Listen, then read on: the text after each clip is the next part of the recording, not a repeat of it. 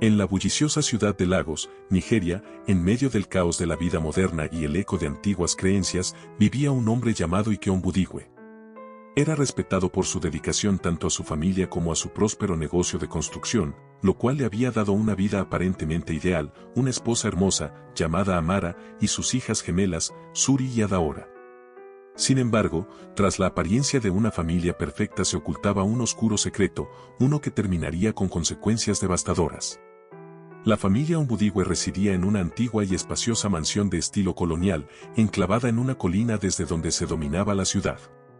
Esa casa había pasado de generación en generación y fue donde nacieron las gemelas. Aunque ambas hermanas compartían casi todo, había algo especial que diferenciaba a Adaora de Suri desde el momento de su nacimiento. Adaora era intersexual, algo que en su sociedad, apegada a estrictas tradiciones, no era bien comprendido.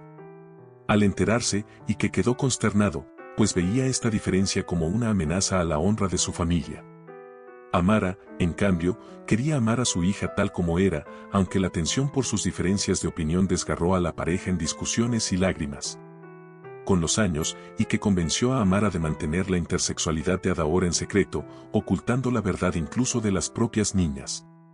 Las gemelas crecieron bajo la instrucción de no cuestionar ni hablar sobre lo que las diferenciaba, y aunque aceptaron las palabras de su padre sin cuestionarse mucho al inicio, a medida que se acercaban a la adolescencia, Adaora comenzó a notar que era distinta, tanto física como emocionalmente.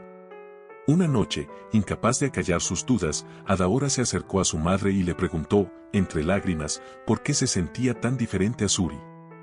Amara intentó calmarla, explicándole que algunas personas nacen diferentes y que eso no era algo malo. Sin embargo, cuando Adaora insistió en saber por qué debía guardar todo en secreto, Amara vaciló. La sociedad no estaba preparada para entender la realidad de Adaora, y el dolor de esa verdad era demasiado para una niña. Si has llegado hasta aquí es porque te gusta el video, no olvides dejar tu like, suscribirte y activar la campanita, continúa para saber más. Algunas personas temen lo que no comprenden, Adaora, le explicó, abrazándola. Justo en ese momento, Ike apareció en la puerta, con su semblante severo. Sin lugar a protestas, ordenó que se fueran a dormir, silenciando el diálogo entre madre e hija. En los días que siguieron, Adaora volvió a cuestionar su identidad cada vez con más frecuencia, e Ike, cada vez más frustrado, ideó una solución drástica. Una noche, después de otra discusión amarga con Amara, llevó a Adaora, adormecida y sin preguntas, hasta su proyecto de construcción. Los trabajadores ya habían abandonado el lugar y solo quedaba el silencio y el eco de la ciudad en la distancia. Allí, frente a una mezcla de cemento fresco, Ike la tomó con fuerza, ignorando sus súplicas y gritos. Convencido de que estaba haciendo lo correcto, dejó que el cemento tragara las súplicas de su hija, apagándose bajo el peso de su propia resolución. Al regresar a casa, Ike apenas podía ocultar el temblor en sus manos. Amara lo confrontó de inmediato, adivinando que algo terrible había ocurrido. Adaora, se ha ido, dijo él con frialdad, intentando poner un fin al tema. Amara, destrozada por la angustia, quedó devastada. Las semanas que siguieron fueron sombrías y llenas de silencio en la casa de los Onwudigwe. Suri, ajena a todo, buscaba a su hermana sin descanso. ¿Dónde está Adaora?, preguntó una mañana, con evidente preocupación. Amara, tratando de calmarla, mintió, diciendo que su hermana había viajado al pueblo de su abuela y que ella podría visitarla pronto. El tiempo pasó y el negocio de Ike comenzó a sufrir. Los trabajadores comenzaron a murmurar sobre eventos extraños en el sitio de construcción, desde ruidos inexplicables hasta la aparición de una figura de ojos tristes vagando en la oscuridad. La construcción se convirtió en un lugar que nadie quería visitar después del anochecer, pues se decía que el espíritu de una joven seguía presente, incapaz de encontrar descanso. A medida que los rumores sobre su participación en la desaparición de Adaora se esparcieron, y que intentó desestimarlos, reduciéndolos a mera superstición. Pero la inquietud no lo abandonaba. Pronto, las pesadillas comenzaron, llenas de imágenes vívidas donde los ojos de Adaora lo miraban desde las sombras, cargados de dolor y recriminación. Una madrugada, despertó bruscamente, bañado en sudor, con el eco de una voz dolorosa resonando en su cabeza. ¿Por qué, padre? Aquel día se preparó en silencio para el trabajo, sin mirar a Amara ni a Suri, como si el remordimiento lo asfixiara. Al conducir por las avenidas de Lagos, intentaba distraerse tarareando una melodía. Por un momento, logró calmarse, pero un escalofrío le recorrió la espalda, un frío inexplicable que persistía incluso con las ventanas cerradas. Miró nervioso el espejo retrovisor y, en un instante, vio el reflejo de Adaora, su expresión dolida, sus ojos profundos, llenos de acusación. Sintió el miedo instalarse en sus huesos. En su mente, resonó nuevamente aquella voz lejana y desolada. ¿Por qué, padre? ¿Por qué me hiciste esto? Y que intentó controlar el coche, pero el pánico lo abrumó, y en un descuido, el vehículo se salió de la carretera, estrellándose contra un árbol. Fue llevado inconsciente al hospital. Cuando Amara llegó para verlo, él recuperó el conocimiento solo para ver, de nuevo, la imagen fantasmal de Adaora inclinarse sobre él con una mezcla de tristeza y furia. Horrorizado, y que cerró los ojos, esperando escapar de aquella visión, pero al abrirlos, solo encontró la mirada preocupada de Amara. Los médicos lo dieron de alta, pero aquella noche el peso de la culpa no lo dejó dormir. Intentó ahogar sus tormentos en alcohol, pero las pesadillas se intensificaron. En medio de sus desvelos, Amara lo encontró sollozando y murmurando incoherencias. Lo hecho está, insistía y que, mientras ella intentaba consolarlo. Pero sus palabras eran cada vez menos convincentes para ambos. Amara sabía que las cicatrices de sus secretos se estaban volviendo insoportables y le rogó que encontraran una manera de redimirse. El extraño comportamiento de Suri comenzó poco después.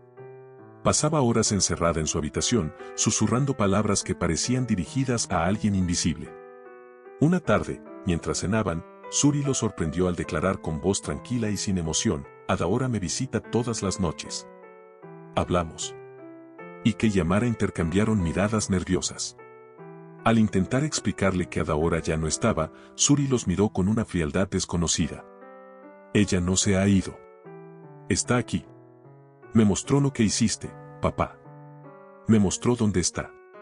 Una sombra de terror cruzó el rostro de Ike. La frialdad en los ojos de Suri era perturbadora, y cuando le suplicó que dejara de hablar así, ella simplemente respondió: no soy yo quien habla, papá. Es Adaora.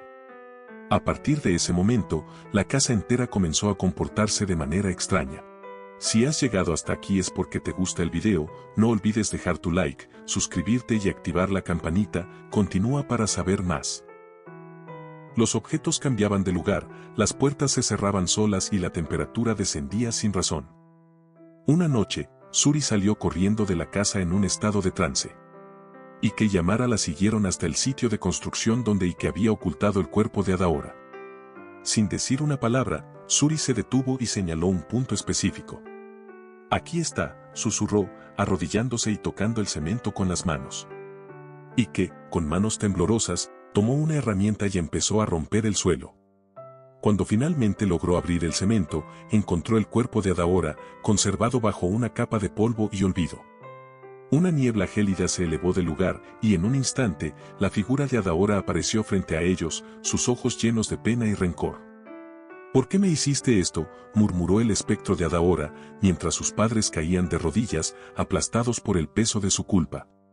Suri, como si estuviera poseída, habló con una voz que no parecía suya. Adaora dice que deben pagar por lo que hicieron, papá. Dice que merecen ser enterrados aquí, como ella. En ese momento, el suelo bajo ellos comenzó a ceder, y un frío implacable los envolvió. Una fuerza invisible los arrastraba hacia abajo, y aunque luchaban por liberarse, las manos de Adaora parecían aferrarse a ellos con más fuerza. Entre lágrimas, Ike gritó: Adaora, lo siento. No sabía lo que hacía. Pero la figura de Adaora solo lo miraba con una calma devastadora. Suri, en medio del trance, se acercó al fantasma y, suplicante, le pidió que los dejara ir. Adaora, por favor, detente. No es esto lo que tú querías. El espíritu de Adaora pareció dudar, su figura parpadeó, y sus ojos se suavizaron un poco. Con un susurro que apenas se distinguía entre la niebla, dijo: yo solo quería ser amada. Y en ese instante, la niebla se disipó, llevándose con ella el peso de la venganza, y el suelo se solidificó bajo ellos. A la mañana siguiente, Ike y Amara se entregaron a la policía, confesando su crimen. Suri, decidida a hacer justicia en memoria de su hermana, se convirtió en activista, compartiendo su historia en una lucha por los derechos humanos y la comprensión hacia aquellos que son incomprendidos. Pero aunque el fantasma de Adaora había desaparecido, Suri aún sentía su presencia, especialmente en las noches tranquilas, como si Adaora, desde la sombra, se asegurara de que su recuerdo no se desvaneciera y que su familia jamás olvidara el precio de sus acciones.